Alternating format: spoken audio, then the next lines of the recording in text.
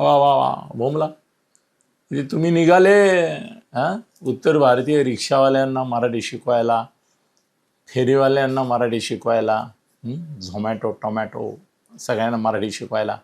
अरे तुमची मराठी पोरं नापास होत आहेत, नुसती नापास होत नाही आहेत. आत्ता टी व्हीवर आलो इथे शूटिंगला, त्यावेळेला बातमी चालली होती, 90% किती 90% मुलं मराठीमध्ये नापास झाली. आला बऱ्या वाजला. का नापास झाली? मराठी मुलं मराठीत नापास. आणि 100% गुजराती मुलं जखमेवर मीठ, 100% गुजराती मुलं गुजरातीत पास झाली. एकतर घरात इंग्रजी बोललं तर मुलांना इंग्रजी येईल या कल्पनेपोटी आईबापांनी घरात मराठी बोलणं सोडलं आणि मराठी संस्कृती मराठी भाषेशी संबंध तुटलाय. मग घेणार कशी मराठी मुलांना मराठी?